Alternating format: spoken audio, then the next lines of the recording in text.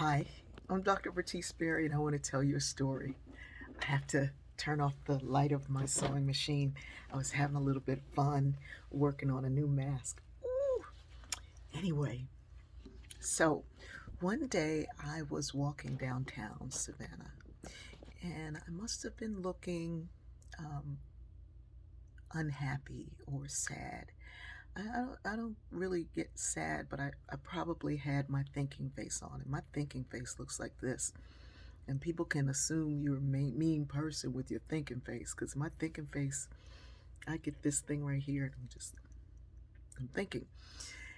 And I've had to become aware of that, because if you catch me in deep thought, you can think that I don't like you.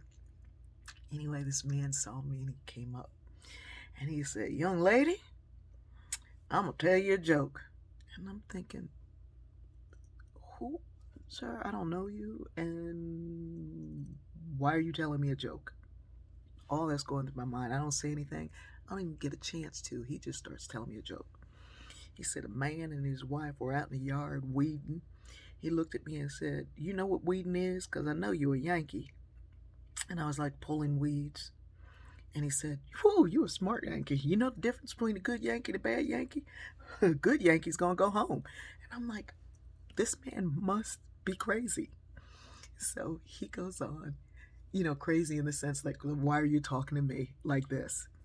And he says his man and his wife are out in the yard weeding, and the wife is bent over, and the man looks over and goes, "Woo, you getting wide. Now I'm really hot."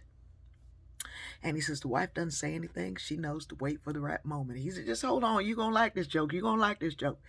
And he said, she knows to wait for the right moment. And he says, "You getting wide." And he says, "Woo." He looks over at their big old barbecue grill, because in the South we have big old grills. And he said, "I bet you getting wider than that grill." He pops his measuring tape off his belt, because we keep it on our belt. And he goes over and measures the grill. Then he measures his wife. And he says, "Yep, you wider than that grill." But she don't say nothing. She knows to wait for the right moment. I'm like really at this point about to just walk away. And he says, "But just wait for the right moment." So he says that night in bed, he leans over and kisses his wife, and the wife kicks him out of bed. And he says, "What's wrong, woman? I'm just trying to love upon you." And she said, "Ain't no way I'm going to fire up this big old grill for that one little wiener." I hollered. I laughed and laughed and laughed until I cried. My mother had just been diagnosed with a brain tumor. The marriage that I had just entered was ending. My children were trying to find their place in school, and somehow that man, whoever he was, knew that I needed to laugh. Sometimes the thing that you need is coming from somebody you've told yourself you don't want to hear from, you don't like, they don't have anything for you. The story that you need is not the one that you're given. In fact, there was nothing about that joke except that it was funny. What I got from that story was to slow down, to be patient with my own self and others, to listen. In the listening, I'm going to find the point of connection that I need. I also found out that I'm quick to judge. I'm quick to judge the story before I even hear the ending. I learned in that space so much about myself from this man's story. And I learned that if I kept laughing, that everything was going to be okay. I'm getting requests, messages, email, y lo que sea, from folks asking for a story about this or a story about that or a story about this. All of the stories reveal to you what you need to hear when you truly listen. I read the comments and I see people saying, oh my God, this put me in mind of this. I know this doesn't have anything to do with that, but it put me in mind with this. It has everything to do with that. I've said it too many times before. We are wired for narrative.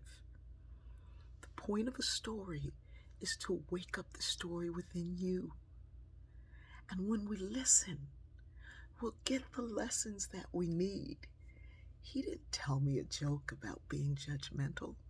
He didn't tell me a joke about not listening to the end. He told me a joke about a grill and a man and his wife who were weeding. He called me a Yankee.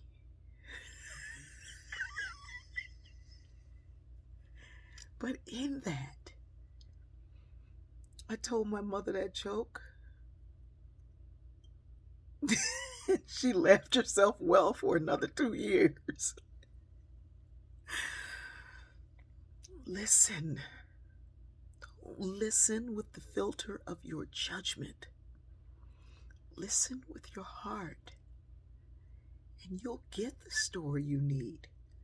Because some days when I come up here thinking I know what I'm going to talk about, and God, the universe, the somethings, the ancestors tell me to talk about something completely different.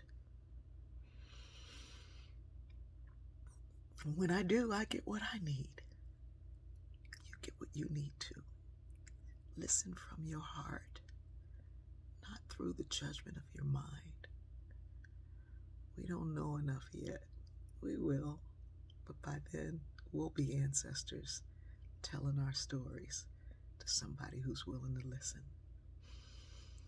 I love you.